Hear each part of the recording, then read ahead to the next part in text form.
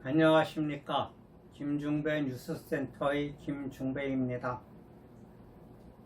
지난 8월 2일 일본의 아베 총리는 내각회의를 소집해서 한국을 화이트리스트 대상 국가에서 제외하는 결정을 내렸습니다. 이에 대해서 한국 정부는 즉각 긴급 국무회의를 소집해서 일본의 조치에 대한 한국의 입장과 대응 방안에 대해서 발표하였습니다. 그 내용을 살펴보면 일본이 이번에 내린 결정에 대해서 깊은 유감을 표명을 한다. 둘째, 한국도 일본의 조치에 상응하는 조치를 취해 나갈 것이다. 셋째, 앞으로 벌어지는 일에 대한 모든 책임은 일본에게 있다. 넷째, 일본이 한국에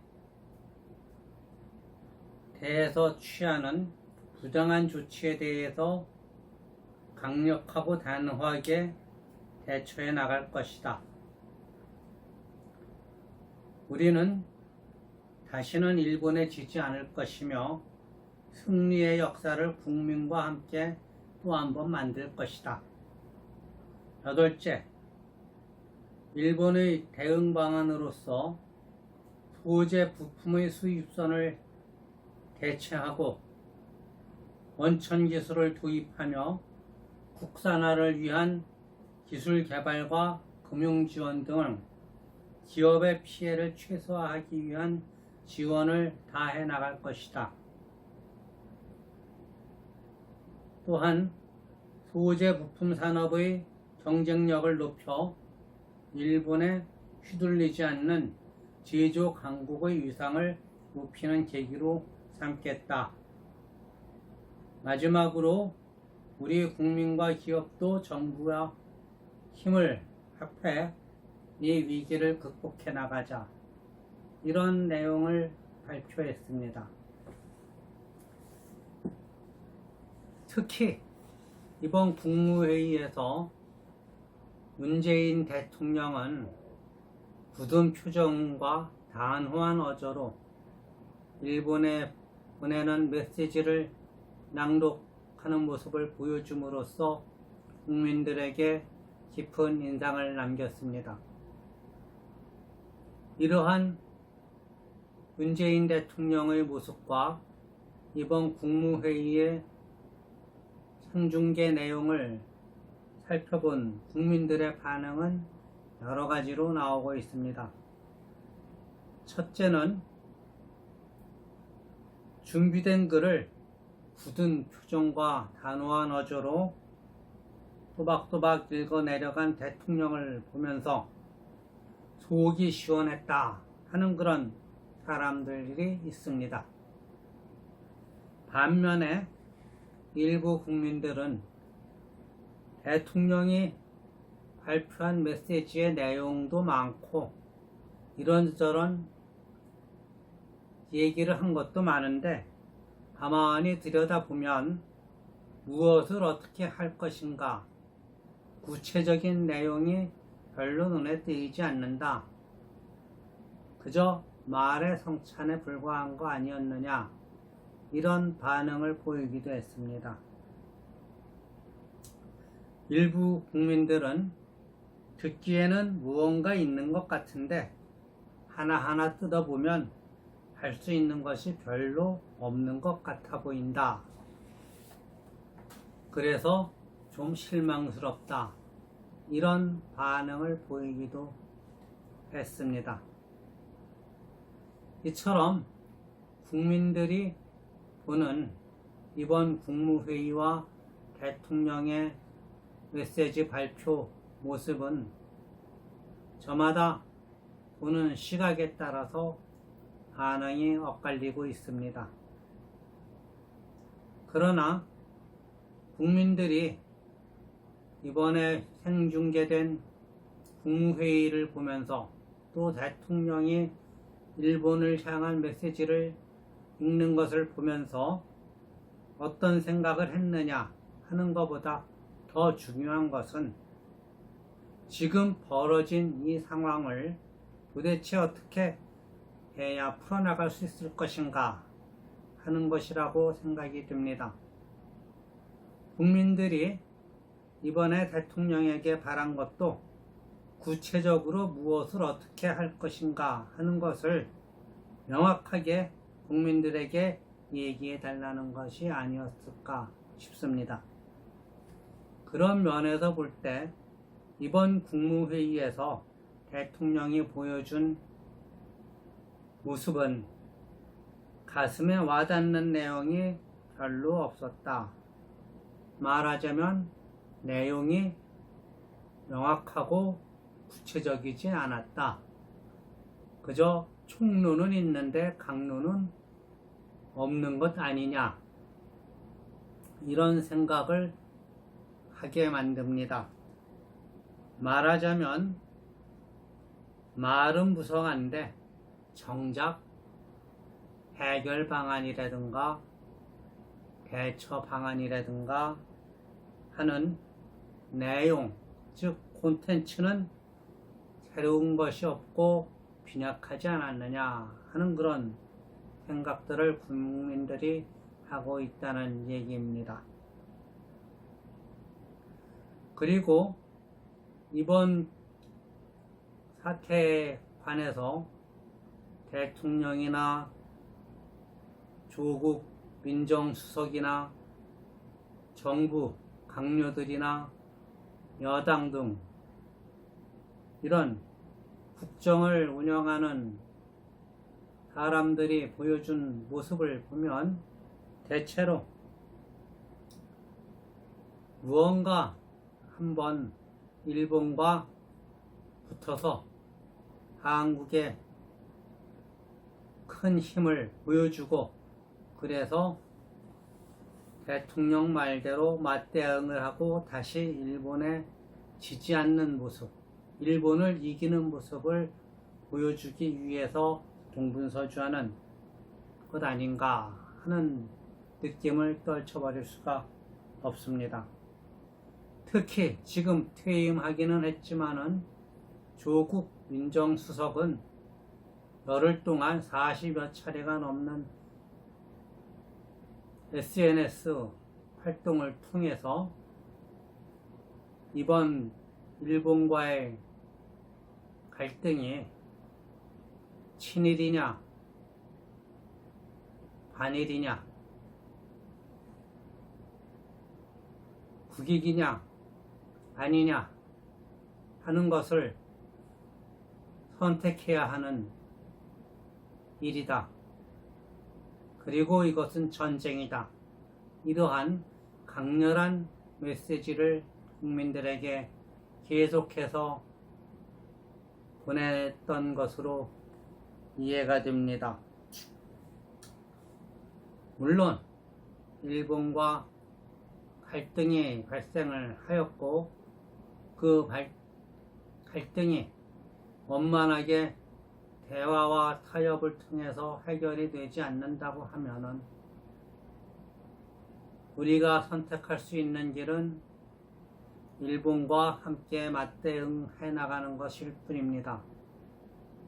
그러나 그 맞대응이라는 것이 과연 무엇이겠느냐, 그리고 그 맞대응을 통해서 우리가 얻을 수 있는 것이 무엇이겠느냐 하는 것은 심사숙고하고 주도 면밀하게 생각해서 확실하게 대응해 나갈 수 있는 계책을 마련을 해야 비로소 의미가 있다고 생각이 됩니다. 그렇지 않고 무성한 말의 성찬만 보여주고 행동이 따르지 않는다거나 뜻은 그럴듯한데 그 뜻을 이룰 수 있는 실력이나 힘이 우리에게 부족하다고 하면 그 모든 것은 허망한 것에 불과하지 않을까 심히 우려가 됩니다. 여기에서 생각하고자 하는 것은 어떤 경우라도 이번 사태를 풀어나감에 있어서 전쟁을 한다거나 맞대응을 해서 꼭 이겨야 한다거나 다시는 일본에 져서는 안 된다거나 하는 그런 생각과 말로 국민들을 일본과 싸우는 그런 상황으로 끌고 나가서는 안 되겠다 하는 점입니다. 여기에서 생각이 나는 것은 1차 대전 이후에 독일의 작가인 레마르크가 발표했던 소설 서부전선 이상 없다 입니다. 이 서부전선 이상 없다는 소설에 보면 1차 대전이 발발하자 학교의 선생님이 학생들에게 전쟁이 났는데 나라를 위해서 전쟁터에 나가서 싸워야 되지 않느냐 하는 선동을 해서 학생들이 모두 전쟁터로 나가는 그런 일이 벌어졌다는 것을 알 수가 있습니다. 그런데 그렇게 해서 전쟁터에 나간 20여 명의 학생 중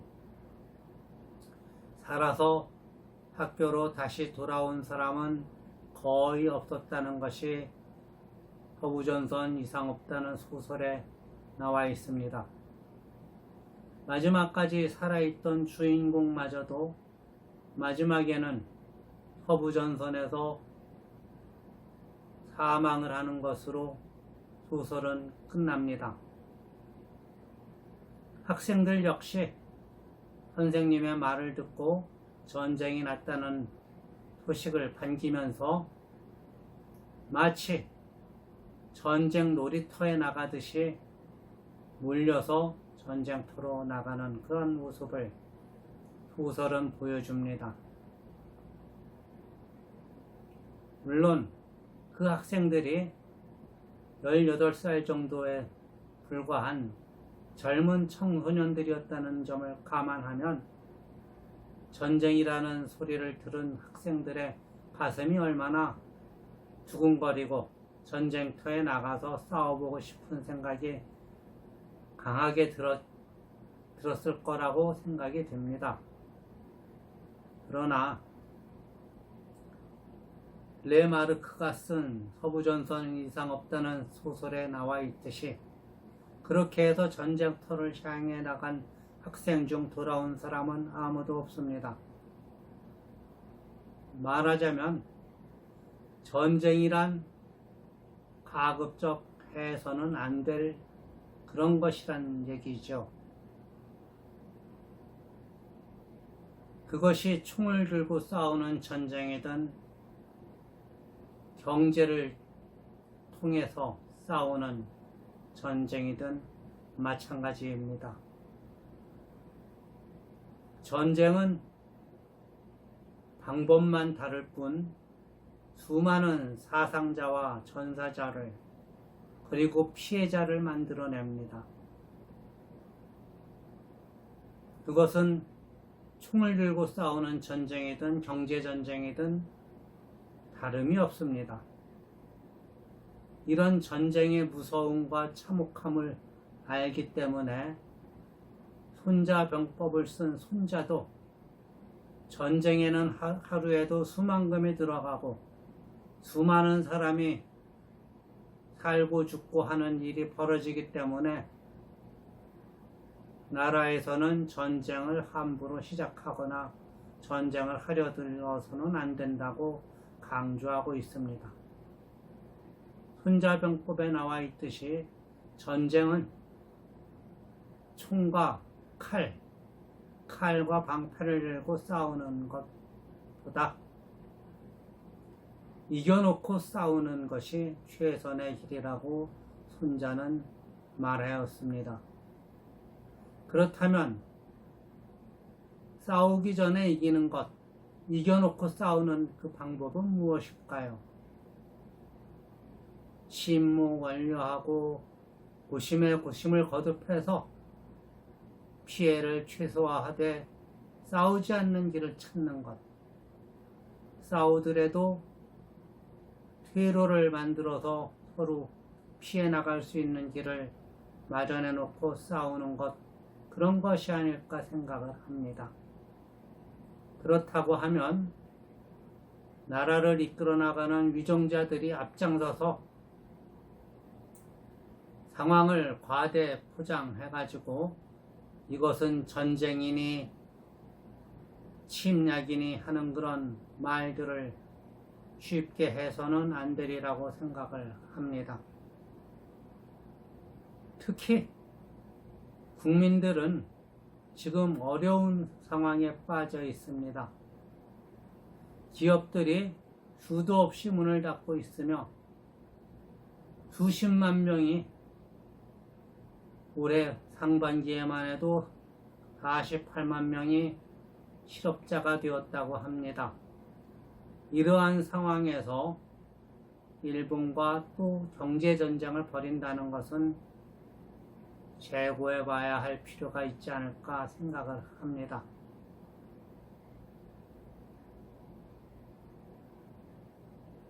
따라서